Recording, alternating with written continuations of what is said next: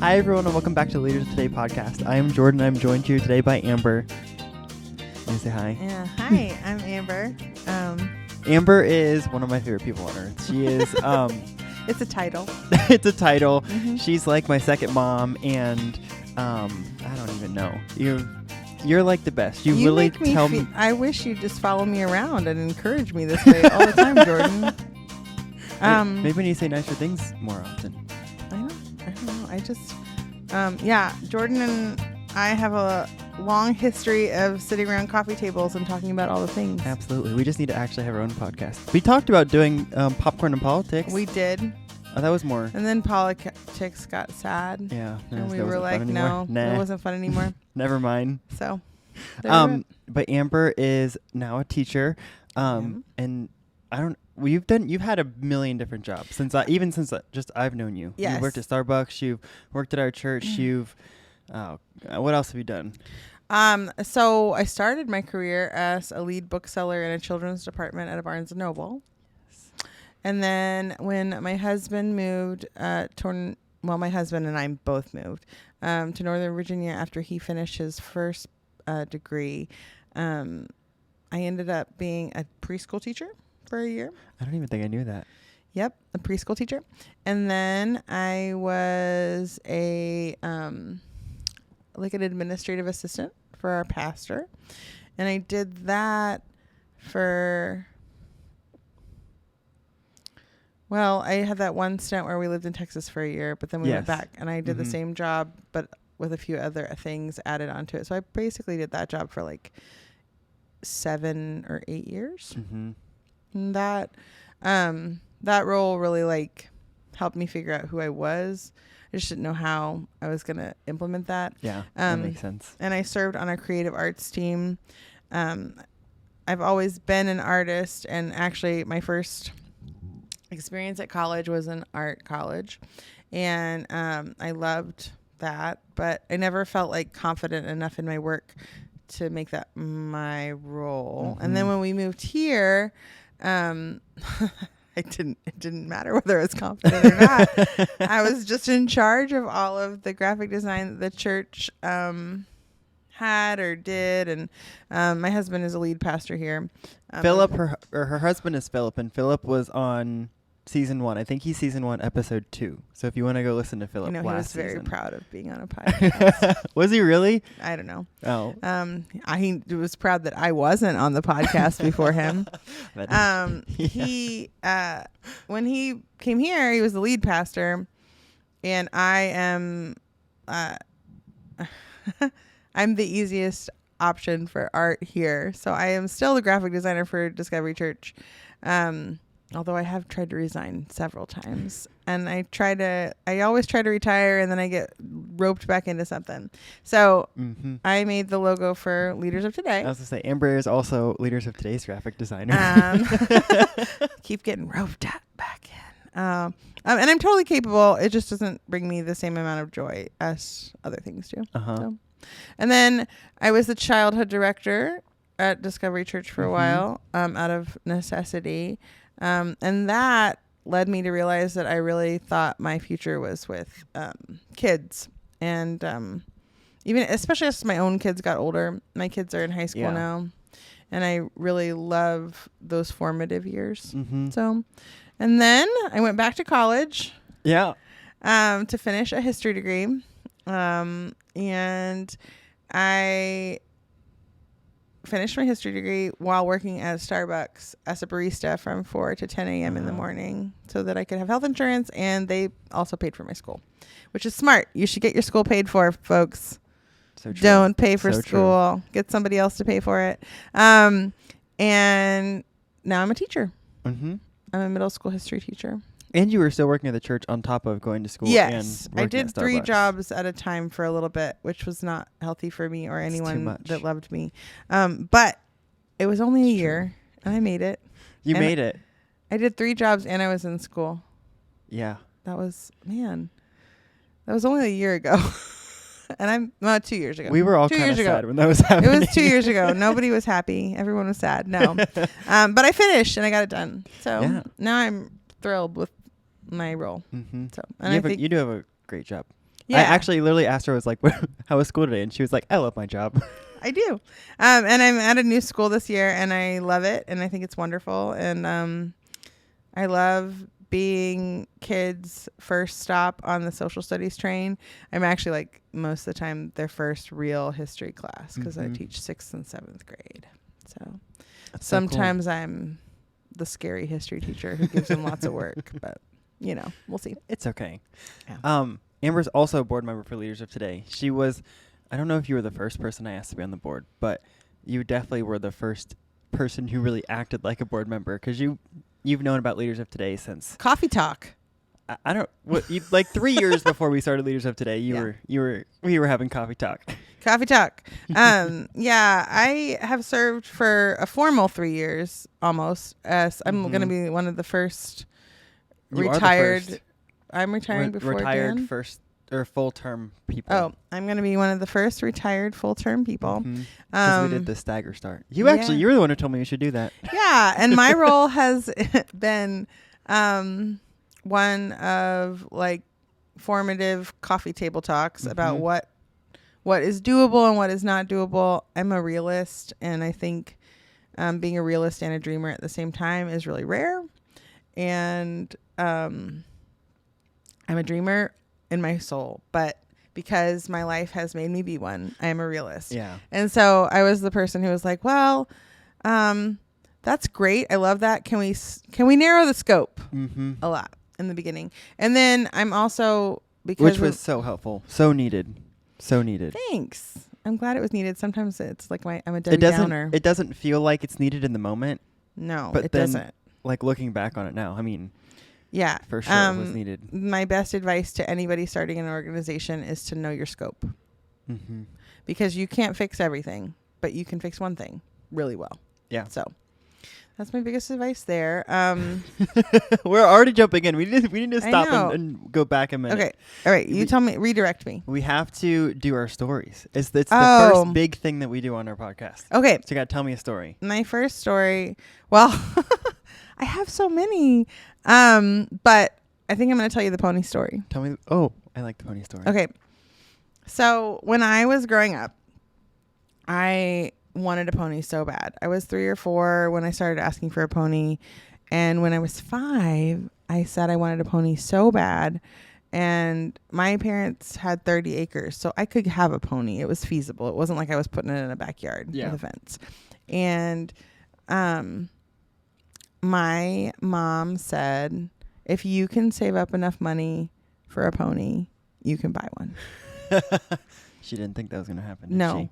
And so I told my neighbor that I wanted a pony, and that my mom told me if I saved up enough money to buy one, I could get one. And my neighbor is a real farmer. My parents were hippies that lived on a farm. But my neighbor is a real farmer, and she told me and my mom in front of me that you could buy retired fair ponies from the little fair rides for about $100, because it was cheaper to sell them for $100 than to send them to the glue factory, which is sad. Wah wah. We won't talk about glue factories today, kids, but they're sad. And so I was like, $100. That sounds like so much money. But then I told my great grandma, Aura, who is a wonderful human. She's gone now, but she was a wonderful human. And I said, Grandma, if I save up $100, I can get a pony. And so for a whole summer, my grandma slipped me 20s for any chore I would do. That's awesome. So I mowed her yard once, I think when I was 5. I'm sure I did a terrible job. I think I rearranged her jewelry once for $20. I think I got $10 for like stopping chewing my nails because I was a nail biter. And listen, Amber is currently telling me how to stop biting my nails too. Okay. Yeah, you have to charge yourself. I haven't bit them since I was really young, and she paid me to stop. You got to pay yourself. I got to pay myself. In Apple products, probably. Maybe. Whoa. That's a good a strategy for you. There you go. So anyways, my grandma got on the pony train and fully funded me slowly. But I bought a pony. I bought a pony. I brought it home. I named it Buttons. He was red. He was so cute. He was a mix of some sort. I don't remember. And my dad built me a pin, and my mom got me a bridle and a saddle, and it was so exciting. And I put the saddle on him, and he would only go in circles for his whole life. Poor He went in pony. circles. Poor pony. I thought I had big dreams that Buttons was going to take me on amazing rides down the road to see my friends because I mean I lived on farmland, so my friends were far. Yeah. Nope, he only went in circles for my whole life. So he lived out his days on my parents' farm, eating all the apples he wanted from apple trees. And Do you still have his apple trees, or did they cut there those is down? the last one died probably after my dad died, so like 7 years ago. The apple trees in my parents' backyard were my mom's senior project, I think, like because she was a horticulturist. That's so cool. Yeah, half of the tree didn't know grew that. red apples and half of the tree grew green apples until I was older.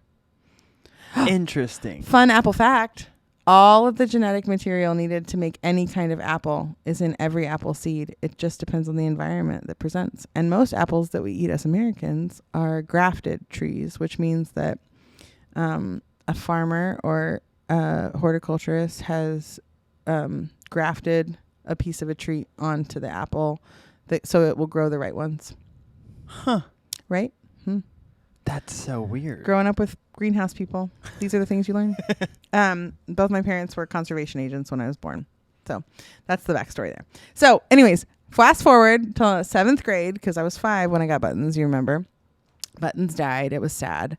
But he lived a long, happy life going in circles in my field and eating really literally anything he wanted. And when you have a large animal that dies, you have to call the large animal carcass guy to come get them. Did you want this part of the story? Yeah, keep going. This is all right. The best part of the story. And so you have to call a special person to come get your large animal carcass because you can't bury a large animal carcass. So we called the large animal carcass guy, and he came, and he had a flatbed trailer, and he had several cows on it, maybe another horse, but several large animal carcasses. And after he picked up Buttons, it broke down in our front yard and was there for a day, like at least a day, maybe a full day. We ended up there were so many flies that we went to grandma's house that night. I don't remember which grandma, but one of my grandmas. That's so sad. So it's sad. Also like funny. Pretty funny. Farm life is funny. It's so much. So that's the pony story. And Buttons lives forever in my heart. Listen, I think that I don't need to tell a story. That was totally good enough for me too. Do you tell a story in addition? Yeah. So you follow up with a story. Yeah, but I don't. There's nothing after Buttons? I have no story after I that. forgot that you follow up with a story. I must only listen to the other story. Sorry, Jordan. I You already know all the other stories. stories probably. Okay, I probably know all the stories. You and don't I just remember don't any know. new ones, Yeah. All right, so we'll just jump into the real thing. Okay. So what does the phrase leaders of today mean to you? Oh, this is easy because I am the architect of the marketing of Leaders of Today. We are the leaders we've been waiting for. And what I mean by that, and I say it to my students, and I actually have it on my wall in my classroom. We're about to get stickers that say it. And yes, stickers. We're going to paint the world with this. I'm getting all the board members' keychains with it on there too. Oh, I love that. Keychains. And what I mean by that is that I think a lot of times in life we get stuck sitting around waiting for somebody to fix something. And I have found in my life that when I am in that space where I'm just waiting for somebody to fix it, that oftentimes God tells me that I'm the fix. Yeah. And I don't know. You're the person that you've been waiting for. Yes, I am the person to fix that. And so actually becoming a teacher later in life was sort of like that. It was me talking to God about what I thought needed to happen. And then God saying, well, why aren't you doing that? So, and it mostly had to do, I'm going to get my insulin pump out because it's buzzing me. You're okay. But I'm also a type 1 diabetic, which I could talk about for hours, but I will not today. I was sitting down to write the questions for Amber to answer, Uh-huh. and I wrote 5 different versions of things that I wanted her to talk about. There's just Type so 1 many diabetes things. is for a different podcast on a different day. That's so But I true. could talk about it. But I was thinking of like what I wanted my kids to get from school and what I wanted for them as people. And I was upset and disappointed with some of the decisions that had happened around me and in the world in general. Mhm. And I got a clear message that I was supposed to help fix that. So we are the leaders we've been waiting for. And if you, if I could just encourage you that if you're waiting for someone to change it and you've been waiting a while, then it's probably your turn to change it. Amber, all the time when she was talking about becoming a teacher, was like, "I'm going to train the next generations." Or wait, what is it? The I want to see if you remember. okay, she said something about Oh. citizens. Yes, I'm going to train the next generation of all I could think was citizens. civilians. Yeah. Well, there's Citizens. C. It's C with sounds like S's. Mhm. They go together. I'm going to train the next generation of citizens to be wise thinkers and to analyze what they see and to ask questions instead of just accepting what everyone else tells them. It's so exciting. Yeah, it is exciting. So exciting. It's thrilling. And as I get to do it, I'm just like even more excited about it. I don't get sad about it. So, I love it. yeah. So why in the very beginning did you decide to join the Leaders of Today board? Well, Jordan asked Outside me. of your kind of honorary position that you already had. Okay. Jordan asked me, so I would have never asked to do anything because that is not my typical life. No. I was just telling Jordan that by the time I am willing to lead something, everybody has asked me and I am like, fine. I joined the Leaders of Today board, one, because I believe it is an excellent organization and the concept of it is excellent, because small acts of kindness for people with great ideas is a good thing. Mm-hmm. But also, I think when we were creating our vision statement, our last part, it's like the last very short phrase, it says creating a ripple effect that will last for generations. I think you came up with that. probably that sounds like me. I haven't read that in a while though. So yeah, I probably did say it. That sounds like me. I do think like a good deed lasts forever. And when we're kind to people and when we invest in people, that comes back tenfold. And that's really why I joined Leaders of Today, because Philip and I have invested in Jordan, and he's been a part of our family and just been around a lot. And this felt like the fruition of things coming around for you. Yeah. And I felt like you deserved to have somebody that would cheer on from the corner and to cheer on the people that you invited in. Mm-hmm. Because I think sometimes when you're putting an organization together,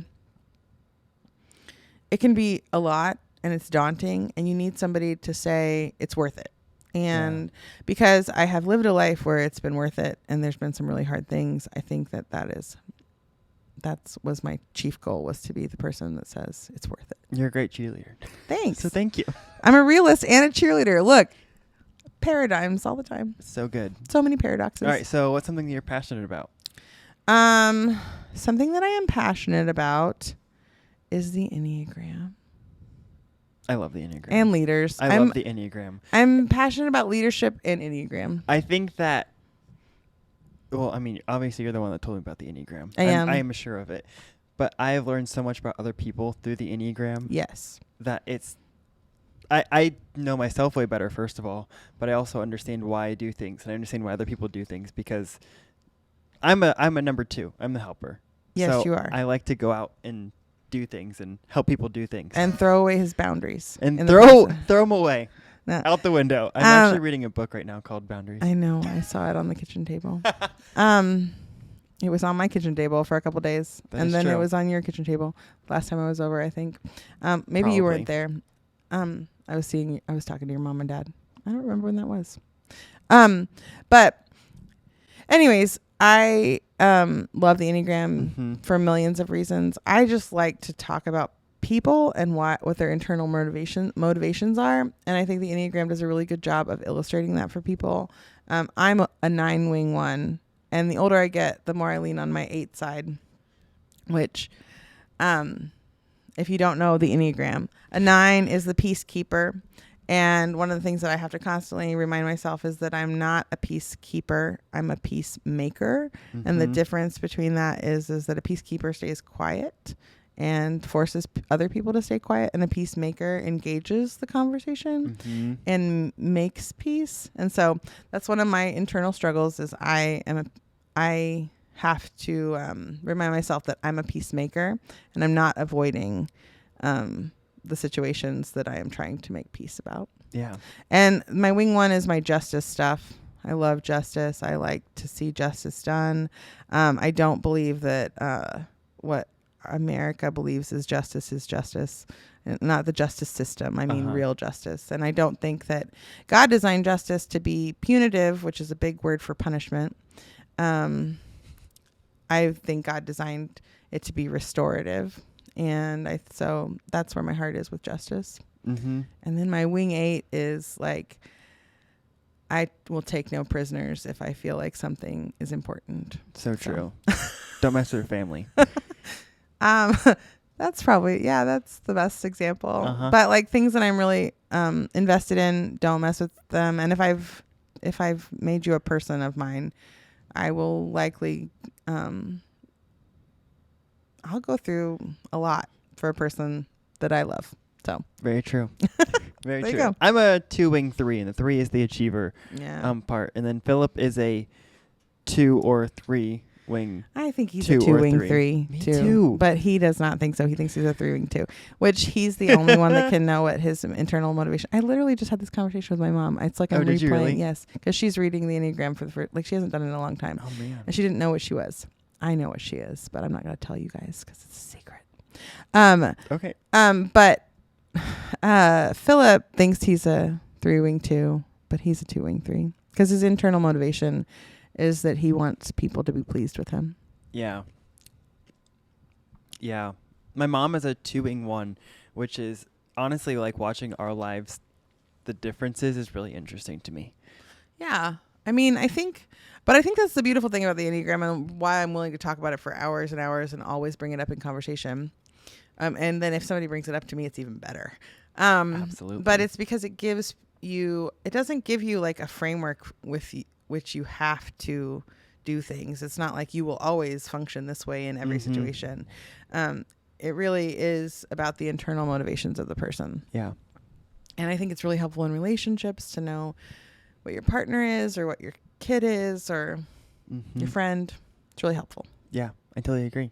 I could talk about the Enneagram all. Great news! Did you know the Leaders of Today podcast is now on YouTube? You can follow our YouTube channel at Leaders of Today CO. It also has the curriculum that Leaders of Today has developed over the past year on it. Wow. I gotta check that out. And you can also follow us on Instagram and LinkedIn and where else? And Facebook. And Facebook Yeah. at Students Leading Today. Yeah, so go follow along to see what we're up to now. It's all of our nonprofit stuff, but also has all of our podcast things. Oh, Yeah. and you can also go to our website, leadersoftoday.co/podcast, and then you can comment and see the people on the show and people from last season, and you can listen to us wherever podcasts are. Lots of good stuff. There might even be puppies on there. Maybe even puppies. Right, Gibby? We were just talking about my mom, which is kind of funny. Okay. But my mom loves going on vacation. She loves getting there, and she loves being at the beach. She loves seeing my grandma or whatever we're doing. She loves when she gets there. Yeah. But getting her in the car to get there is like dragging her. Yeah. She hates it. Same thing. I used to be a nanny, and I nannied for this kid named Sammy. And Sammy loved going to do things. Like he loved going to the park, or he loved if we would just go out and do something fun, or going on picnics, or going to the airport, or like whatever we were doing. He loved doing it, but we could not get him out of the house, which is really funny because transitioning for some people is really hard. So whether it be a small thing or a big thing. Yes. And you're really good at it. At least I think that you're good at it. I've watched you transition through lots of things, through different you jobs. give me more credit than I deserve, probably. But thank you. When you moved houses, you lived in an RV for like, what, 3 months? Is that right? It was Longer than that? It might have been almost 4. I don't remember. It was 3 at It least. was a long time. We lived in a friend's front yard in their RV. Well, a front yard, side yard. In someone else's for RV. 2 months, Yeah. and then we moved it to the house, and for a month. And if you want to know the real story about the house, go back to Philip's episode. yeah, Philip's 'Cause he episode talks references about- it a lot. He talks about the house a lot during his episode. And I love this house, but I would have never taken on such a project without him. He is the master of all things. I'm literally married to Superman, and I've said that historically forever. But they call each other Dude Babe, which is so funny to me. dude, babe, I love it. dude, babe. Yeah. He is my dude, babe. But he is like a jack of all trades and just can do anything. And if he doesn't know how to do it, he YouTubes it or finds somebody else who can teach him. So he did the house, and So the true. transition there, that was not easy or fun. Mm-hmm. I think you probably saw the parts where I was grinning and holding clenched teeth behind all the, like, I definitely feel Yeah. stress. I definitely feel stressed. And I don't always react perfectly. I think for me, a thought that is really helpful is all great change in life and in the world is preceded by chaos. So, all of it, like, you can go to any historical event ever, and there's like this weird chaotic space where nobody knows what's going on and nobody really understands what went on until like 10 years later. Mm. And in my life, I can see that too. And although I don't have hundreds of years to look back on in my life, I do have decades. Yeah. Several. And in my several decades, I have noticed that when I felt the most chaotic internally, the best things were about to happen and the best things were about to come to fruition. So that's how I transition, but it usually does require a lot of self-reflection, and it's not without struggle. I advise therapy for people. Therapy's helpful. I like therapy. My mom is a retired therapist, so I kind of toot that horn a lot. Mm-hmm. And everyone deserves someone to talk to. You've given me free therapy before. I mean, I'm sure you've given me free therapy before. That's what friends are for. And I do think, like, I think that's healthy too, to have people in your life that are willing to be self-reflective with you. Yeah. So what was the hardest transition that you've ever gone through? this is the one that I told you I might cry telling. The hardest transition I've ever gone through was actually like the death of a dream. In Virginia, I've talked about this publicly for years, but it doesn't hurt me anymore the way it did. But in Virginia, when we lived in Virginia before we moved to Ohio, there was like a plan in motion for Philip to take over the church that we worked at. Mm-hmm. And it wasn't like a contractual plan, but it was one that it was common knowledge to the people we loved, and it was common knowledge to the people within the organization. And as that plan crumbled, I remember feeling like such a failure, like I had somehow failed Philip or failed God, and that I couldn't there was just nothing to fix, and it was all sad, and there were some broken relationships that happened during it, and it was just like, I don't know, it was like a special brand of torture. And so I think the hardest transition was to let go of that dream and to let there be space for a new one. And that took a few years. And to be fair, I mean, I got to import my best friend with me. Yeah. Like that. Not many people get to say, hey, we're leaving a long held position and we're taking a new one in a different state, and we would love for you to come with us to their best friends. But we did get to do that with Brian and Katie. Yeah. And I will never, ever be able to thank them or God enough for being on that journey with me. So I was never really alone in the conversations that I was having. We were commiserating, all four of us, and our poor children that went with us. But that transition was really hard for me, and it had ripple effects, and I think like I felt the last time I had a ripple effect was like a couple of years ago, and so that was hard to let that go. Mm-hmm. And I mourned it a lot. And that's advice. If you have to let go of something, you should give it a funeral. We did that. Really? Yeah. We had a fire pit with friends then. We let go of everything that hurt us, or not hurt us, but like hurt to look at. Yeah. Because of that experience. So burned it I all. like that. Torch it, baby. I like it. Let it go. So as you approach, like you're about to go into a hard situation. You're gonna go to college, or you're going to move states, or you're gonna change jobs, or like you're going through a big transition, and it's about to happen. How do you kind of get yourself ready as you step in to that new atmosphere? Well, I always say this phrase to myself, and I've said it to my kids, and they hate it because nobody does this. But how do you eat an elephant? How do you eat an elephant? Let me enunciate, which is one bite at a time. So, I knew the answer. Nobody eats an elephant. Gross. Yuck. Elephants are beautiful creatures and we should not eat them. But how do you eat one? You eat it one bite at a time. So I think for me, it always starts with a list and a schedule. If I need one, I like to look at how I'm going to fit things in. When I started college again, I was working the Starbucks job and the church, and I mapped out my whole week by hour, which may be a little bit control freaky, but my mom does that every week. I don't do it every week. Your mom is a different breed. I love her for that. That's true. But I do not do that. I fly by the seat of my pants far more than I don't. But for me, it's more of a visual of like, oh, look, I can do this. I can do this because there's still space here. There's still space for me. And I'm not so busy anymore that I need that. But I do think that's helpful. And then if I'm afraid, I remind myself that fear does not come from God.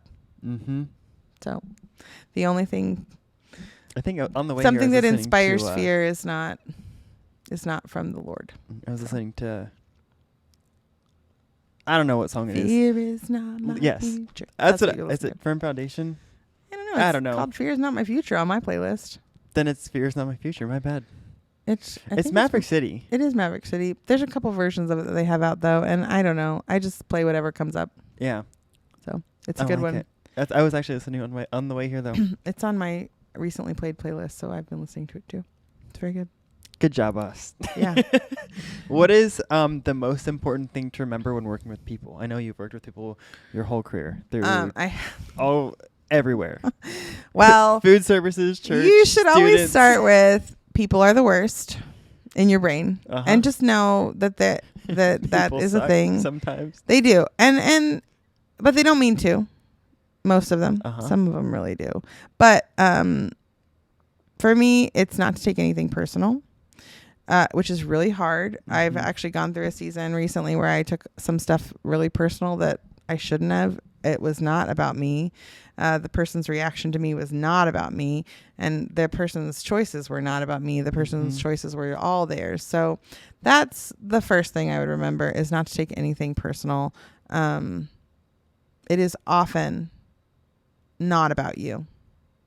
Often. Every once in a while, someone sneaks in there with one that's about you, but it is often not about you.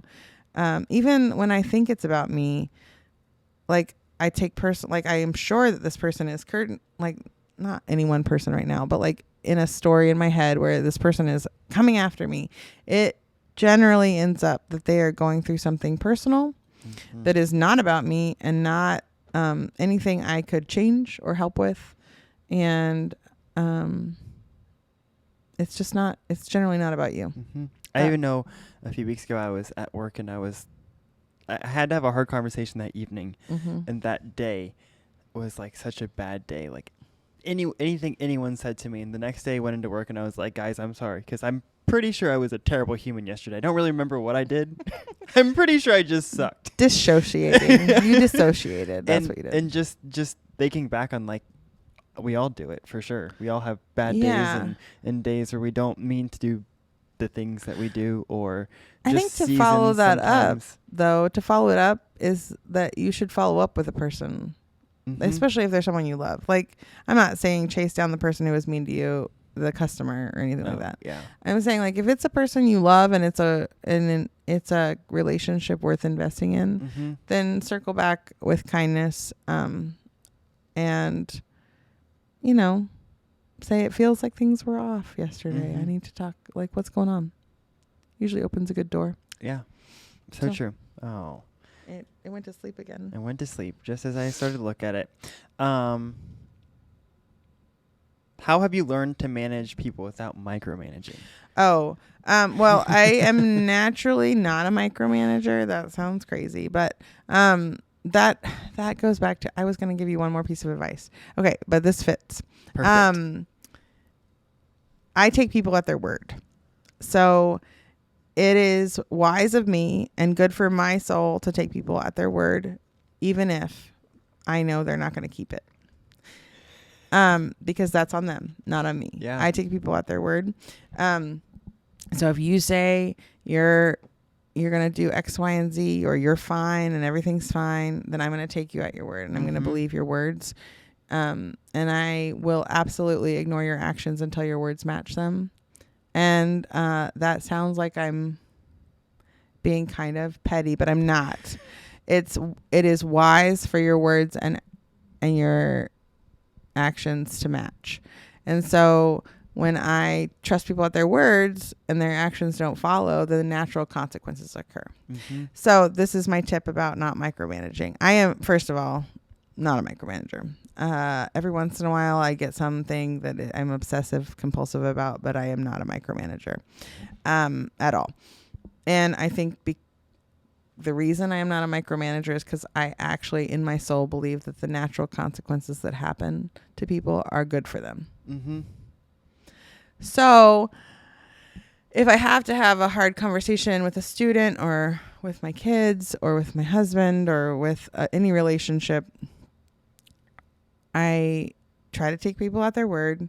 And if their words are not matching their actions, I oftentimes will allude to that in the conversation. But also, I really believe that everyone is going through what they need to go through to get to where they're going. Mm-hmm.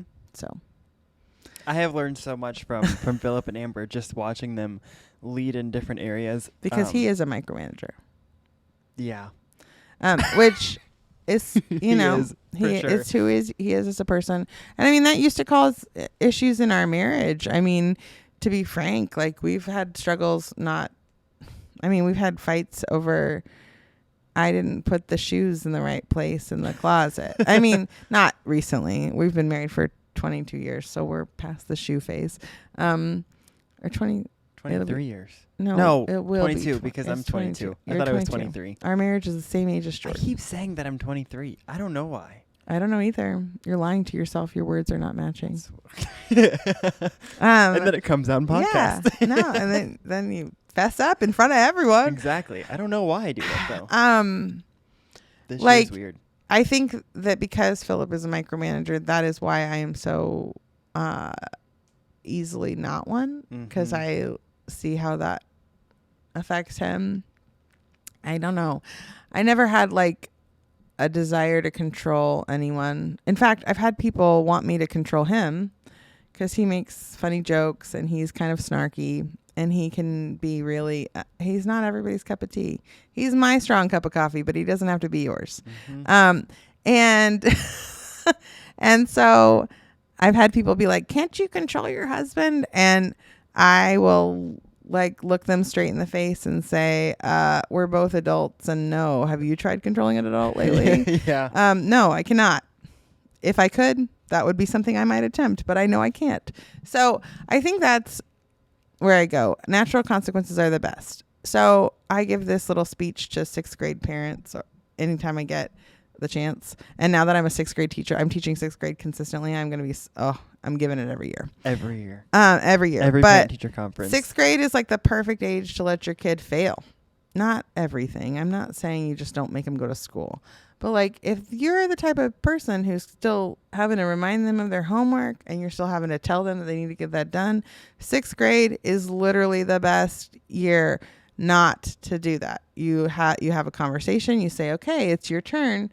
This is no longer my education. This is your education. You pass off the education. If you need to do it physically, pass them their notebook and their agenda.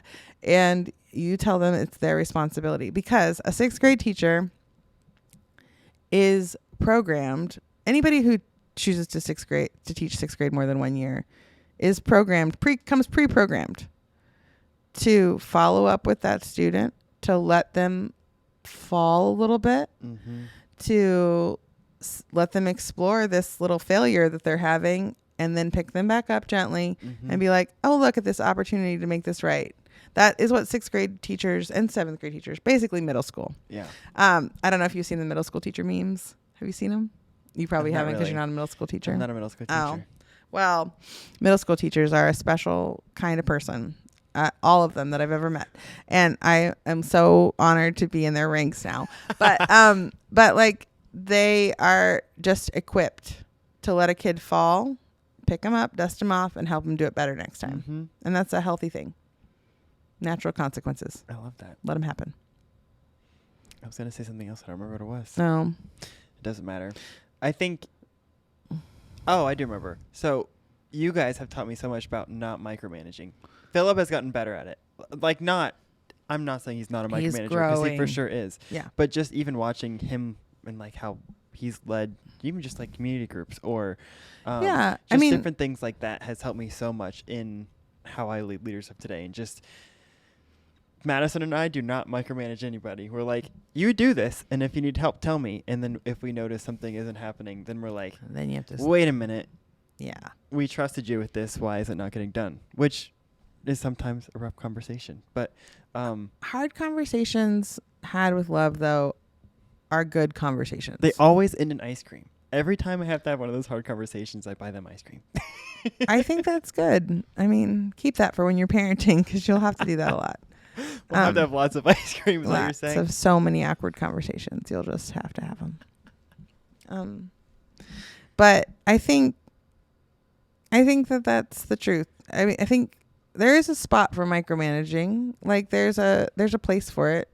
And I think people who find themselves to be micromanagers definitely want it's the control is a comfort thing. Yeah. And I find control overwhelming. So if I'm controlling a body other than mine, because I'm not talking about this in this podcast, but I have a really high maintenance body that demands a lot of me. Yes. And so I don't have another spare second of energy to manage another body. As soon as my children could manage their own bodies, they did. Autonomy is a beautiful thing. Yeah. So how have you learned how to manage personal and professional relationships as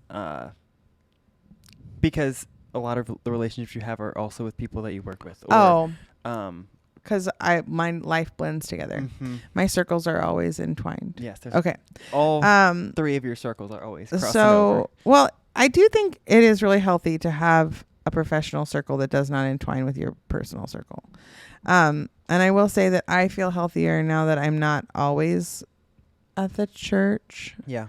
Because it was kind of an echo chamber for me. It became like I said earlier, I will defend the people that I love to the nth degree. Well, it's good for me not to know everything bad that happened to Philip in a day.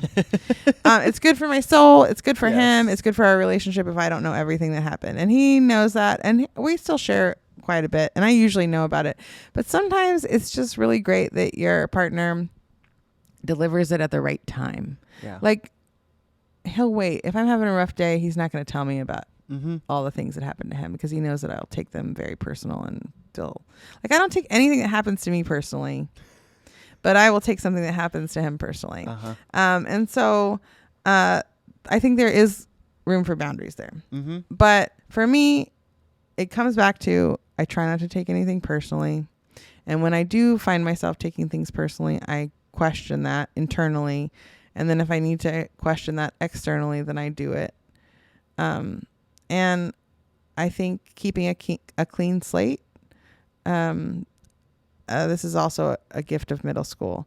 Like the 11 is such a perfect age. Sorry, I could talk about it all day. But if a kid knows that you were mad at them yesterday or upset with them, or you were disappointed in their actions, or you had a big stern talk with them in class, and they come in the next day and you hug them or you say hi, you're friendly, you are receptive. If you have you shouldn't hug people that you don't have that relationship with. Don't hug children that you don't know. But like some of my kids are young enough that they still will hug me. And you are a wonderful, welcoming person to them. They understand that they get a do-over. Yeah. And life is about doing over and failing and getting up and doing over and failing and getting up and doing it over. And I think a lot of times we get focused on the success, not thinking about the fact that the person that is successful likely failed a million times before they were successful. Yeah. And we talk about this in education a lot, but a child needs hundreds of formative interactions with content or practice in math, especially in English. They need hundreds and hundreds of hours of not doing it well in order to learn to do it well. Yeah. And I think that we can take that right back into life. And that's how you do it. I don't know. You got to fail a lot and own it. Own it, move on, do it again. The bravest people I know are the ones that get back up. So, yeah. There you go. Did I answer that question? Yeah, okay, for sure. Okay, all right. Actually, one of the things, probably one of the two biggest things that I learned, this kind of doesn't relate. It's okay. But it kind of does. That I learned in high school was from my 9th grade teacher. His name was Mr. Brimmer. And he said, you can't control beyond your fingertips. So like if you put your arms out and you can't reach it, let it be. That's someone else's issue. Let someone else deal with that. And don't worry about it, because it's not 100. What is it? Not your circus, not your animals. Not your circus, not your elephants. Elephants. Look at that. Full So circle. not your circus. But also, like I say to my students, and I actually have this on a wall too. Doesn't matter what they're doing, it matters what you're doing. And I think that's like owning your own actions is part of becoming an adult. And some of the people that we get most frustrated with in organizations are not, or in personal lives, are not owning their actions as adults. And honestly, like that's the difference between a kid who, you'll meet a kid that's like 20 and they are so adult, and you realize that they just turned 20. Yeah. And what it boils down to is that they own themselves. They own their space. They own what happens. They say, yeah, I did totally do that. And then messed up. Totally messed up. Whoops. And they say it. And I think that that's brave. And it's also what, as adults, we should be doing too. And I think we kind of forget that sometimes. We forget that we should be like, oh, yeah. Like every once in a while, I'll get something pointed out to me that I don't like my privilege. I'll get my privilege pointed out to me because I forget, because I have it. And it's really easy to get defensive. It's really easy to be like, no, I would never and get really huffy. But the best response for my soul is to say, thank you for pointing that out. Oh my goodness, I had no idea. I had never thought of it that way. And I think that's how people who are like lifelong learners view those conversations. And it does take training, because you want to defend yourself. Yeah. Everyone does. So true. But you don't need to. You don't. You just need to own it. I love it. Okay. We're going to take another break. Leaders of Today, the nonprofit, gives away microgrants to 14 to 25-year-olds. So if those students have an idea of something that they want to do to change their community, Leaders of Today will give them a microgrant of up to $1,000 to go and do that project. This year, Leaders of Today has added an education component of our nonprofit. We have developed a leadership curriculum discussing our 7 values: leadership, generosity, teamwork, innovation, networking, service, and fun. These videos can be found on our YouTube at Leaders of Today CO. We also have used this curriculum to host 2 summer programs for both high schoolers and middle schoolers, as well as an annual high school conference. We are now expanding by developing a 7-week high school leadership training. Cohorts will meet weekly to enhance their leadership skills. To learn more about Leaders of Today, you can visit leadersofTodayCO.com. All right, so what book are you reading right now? I am reading The Myth of Normal. Well, I'm always reading. I read a Always. lot. I want before I get into this, I think everyone should know that I listen to audiobooks not because I'm lazy, but because I learn best in audio format. Yeah. That is the way I've always been, and it would have been really great if a teacher had recognized that young. Uh-huh. So I love audiobooks, and they are amazing. Audible is my very best friend, and I love Libby too. I make it through about 1 fiction book a week, maybe 1 every 2 weeks, but I'm always reading a nonfiction to accompany it. And so I'm going to talk about the nonfiction because I think it's most important. The most important book I'm currently reading is The Myth of Normal by Gabor and Daniel Mate. I think he goes by Gabe. Okay. But they are doctor. Well, I think just Gabe is a doctor.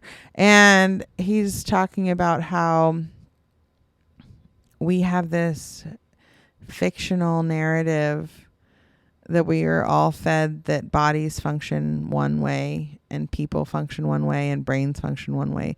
But really, our bodies and our brains are a combination of genetics and experience. Mm-hmm. It's really interesting. He talks a lot about trauma. I'm really interested in trauma response. Lots of education stuff is kind of centered around that right now. Mm-hmm. But I was interested in it before I even decided to go back to school to be a teacher. I think that our traumas are important and we should process them fully. Yeah. So that's what I'm reading.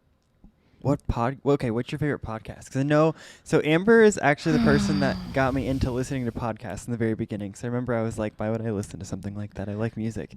And then You fall in love with the podcast. and then you fall in love. And now we have one. Can I look at my phone? Yeah, I don't care. Okay.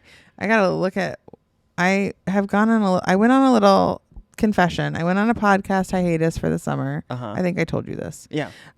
Mainly because I needed to forget the real world for a minute. Mm-hmm. And this last summer was the first time I have ever had 8 weeks off of work ever, including the times I had children.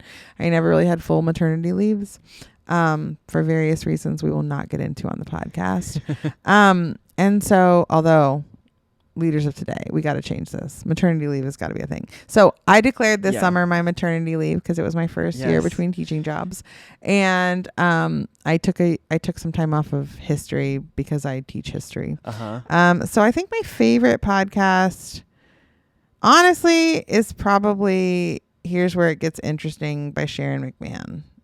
Followed up closely by You're Dead to Me, which is a BBC 4 radio, and it's all about historical figures. I don't think I know that. Oh, one. it's hilarious. It's historian Greg Jenner, and then he has 2 comedians on, and they talk about it, or 1 comedian.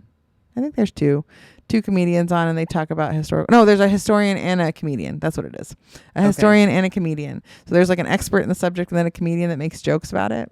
So like, it's funny. It's not safe for classrooms or children, but it's funny and good. Uh-huh. I love those 2 probably. I think that Sharon McMahon, I just love to hear her voice because she gives me deep comfort. All right. She is awesome. Oh gosh, there's so many, Jordan. So Conan O'Brien's wife, who, that's not how she should be known, but she's amazing. And she has this one, I'm going to read it. So go to show. It's called Significant Others. And Liza, I forget. It's Liza O'Brien, but she goes by her maiden name too. But her name is Liza.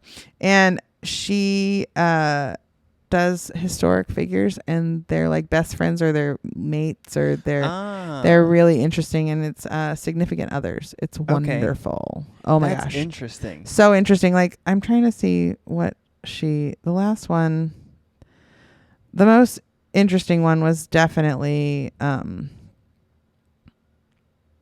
what was last one? It was last year. Dr. Spock. So Okay. Dr. Spock was a childhood expert, Mm-hmm.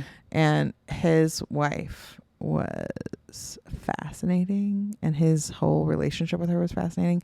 I thought that one was great. And Malcolm Gladwell was the guest on that one. Okay. Or she had him on as like a Mhm. bonus thing. So there you go. Interesting. Dr. Spock. And the Dr. Spock's wife's name was Jane Cheney Spock. Okay. So- yeah. That I should give her credit because it was really about her. Yeah. but- That's yeah. so cool. I need to look at that one. Oh, That one you sounds would super love it. interesting. It's really good. I remember, I think it was 2016 when Presidential came out. Yes. And we would listen to Presidential and then we talk about it every I day. still or listen to it every sometimes week. just for a little refresh. I know, I do Just too. for fun. Whenever I try to go to presidential libraries wherever I go. Yes. So like usually during the summer I'll go to different states and I'll try to go to the presidential libraries, or at least one of them in that state. She just released another one called Really? Field Trip about the national park system, which I feel passionately about. Uh-huh. I love the national parks as a concept, but I have big opinions about them. And so it was a very interesting deep dive into like the politics around our national Uh-huh. parks. Love it. I don't know if you know this, but my capstone project for my degree was a national park project for the National Park Service. I don't know if I knew that or not. Yeah. I I designed like a curriculum for Civil War battlefield That's that I grew so up on. interesting. So I wanted a curriculum that you could access on an iPad as a teacher Yeah. that would walk you through the lesson of what was going on at the Civil War battlefield. Huh. I grew up on a Civil War battlefield, Yeah. Wilson's Creek. And so I thought it would be helpful because teachers go there all the time on field Mhm. trips.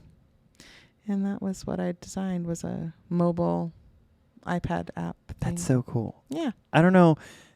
They probably don't know this, but when I was, honestly, I think from like 7th grade up until pretty recently, I was like sure that I was going to be the president. Like that was going to be my job. Like I was positive. I had a website. We did, I've made you logos. before. I have logos. Mhm. But Amber was like, I was like, you're my I- secretary of something. I don't know what you're going to do, but you're going to be an important person. I could do any job Amber they is- put in front of me, but She better is than they do it. so smart.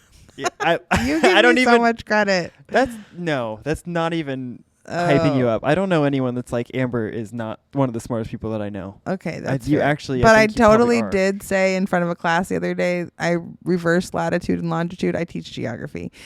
So the fact that I, for a whole class period, reversed them was like, oh my gosh, my brain is gone. And like had to like go back and be like, guys, I got that wrong yesterday. Apologies. I realized it in the next class when I was giving the same Uh-huh. little part of my lecture. It's okay. Oh Things my gosh. happen. I know. Things happen. Things you happen. misspeak and then you get stuck. Yes. What is something that you wished you were asked about more often? Oh, I already answered it. The Enneagram. Oh yeah, we already talked about the but- Enneagram. I love it when people ask me about my family, Mhm. probably. I like to talk about my family, Yeah. my kids. I like when people take interest in my children. They're pastors' kids, so people get afraid of them. They shouldn't be, but sometimes they are. So They are not scary. they're not scary, but I think sometimes people get Uh-huh. intimidated by that role. Yeah. So that's it. I didn't ask you this earlier, and I probably Okay. should have. Sure, But go I'm ahead. throwing this question on you. So No, I'm throw sorry. it. Throw it. I'm ready. How do you manage all the relationships that you manage while being an introvert? Oh, that's a great question. I don't know why I didn't think about it. Oh, no, earlier. that's a great question. So I'm a total introvert. I probably need to be alone for like 4 days before I notice that I shouldn't be alone anymore, or Mhm. that I need to probably leave the house. And my husband is an extrovert, but he's becoming a little bit more introverted in his older age. He didn't even have dinner with us. I know. He like set watched TV. It was aside. weird. He's really tired. But the way I manage it is that I know myself, and I know that if I am extroverting all weekend, then I'm going to need to take a chill Monday. Mm-hmm. And I teach on Monday, every Monday, all the Mondays. So sometimes that means that I plan ahead, and my kids are doing like classwork on Mondays, or I try to carve out times where I'm not surrounded by the sensory. Mm-hmm. You spend your days with your favorite 111-year-olds. It's it can get loud. Yeah. So I try to plan like some quiet times, and then also for me, I like to give myself rewards. Like, you're gonna go to this big scary party thing that Philip has committed you to, and That you're I'm gonna making you do go this to. all day, and it's gonna be fine. And then you are going to get to wear the softest pajamas, and you're gonna wash your sheets so that your sheets are fresh when you get in them at night. So they're warm.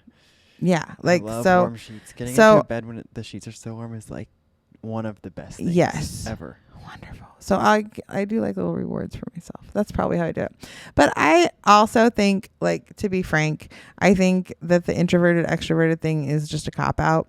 I don't believe that you get to exit any conversation because you're an Mhm. introvert, and I don't believe that introverts should shun all gatherings, which I Yeah. have seen many do, and that's not fair because the world is missing you. There's a really great book. Oh, such a good book. I should have mentioned this one, but I'm not reading it right now. It's called Quiet. Yeah. By I think I who's have the that book. author? I don't know. It has a great cover, right? Yeah, it's gray with a red Q on it. Uh-huh. Susan something maybe. I think it's don't Susan. remember. Anyways, Quiet. Great book recommendation. I've given away 3 copies of it. And it's The Power of Introversion. And I think that a lot of introverts have been sold this stupid lie that they are not, that because they're introverted, they don't need to contribute to the conversation, Mm-hmm. and that nobody wants to hear them because they will quietly deliver their message instead of banging on a drum. And the world needs introverts right now. It Mhm. needs them. It needs introverts to stand up and speak and bring some calm to the chaos. And I think that's how I manage it, is because I know that that's the truth. Yeah. So, yeah. And I do think it's a cop out. Introverts, you heard me. I'm calling you out as one of you. I'm calling you out. So, Pastor Brian, one of my dear friends, is an introvert too. And we've had this conversation before. It's like, you don't get to just skip life because you're an introvert. Yeah. So there you go. So I guess last question. Okay. How are you a leader of today through transitions? How am I a leader of today through transitions? I think any leader's greatest gift is modeling what they know is supposed to happen. Yeah. So that's kind of a weird way to say it, but like the cheerleading thing, like Mhm. sometimes I'm cheering and I'm thinking in my head, that is going to be real hard. Like sometimes I'm cheering and thinking, oh my goodness, that means I'm going to have to do 7 more things. And I know that. And I think that as a leader, it's not fake it till you make it. It's realize that the trade-off of success is worth the effort. And I think a lot of people, did I I've just never cola heard drop? you say that. Did I You just mean cola mic- drop? No, cola pop. Cola pop. Oh, see, I'm an old lady and I don't even know the Mic phrase. drop, cola pop. Mic drop, cola pop. No, I think that the trade-off is worth it, and we sometimes don't put the effort in, and so that's how I think that I'm a leader of today through transition, is that I will put the effort in, Yeah. and I know from experience that some people will never do that, Mm-hmm. and the world needs leaders who are going to put the effort in. I love it. Well, thank you so much for being on the podcast. This Okay. was probably the easiest interview I've ever done. Well, thanks for having Just because me. it's like, you've known me forever, so when I don't know I the have. word, you I already s- know what I'm asking. Yeah. I do also speak extemporaneously for a living. Yeah. And I could It's do true. it all the time. I was telling, this is a little sidetrack. So my 6th and 7th graders, they have to start public speaking. This is just a requirement that Yeah. I have for them. And some of them hate it. They hate Mhm. it so much. And like they go, oh, when I talk about it. And I was saying, like, I have deep empathy because my husband really hated public speaking and then became a pastor. Mm-hmm. And so I watched him like work through that fear and that insecurity. And one of the kids said, "Were you afraid of public speaking?" And I was like, "I came out of the womb this way. I've been doing this my whole life. I just Yeah. talk." So, And you're so good at it. well, thanks. My mom probably didn't think so for a while when I was little. What? Well, thank you so much for being on the podcast. Thanks for having me. I'm so thankful for you and all the things that you do for me, but also Leaders of Today, and all the things you just do to I'm make all of happy our to lives do it. better. I'm happy to do it. It's an honor. Yeah. Thanks. And we will talk to you guys next week.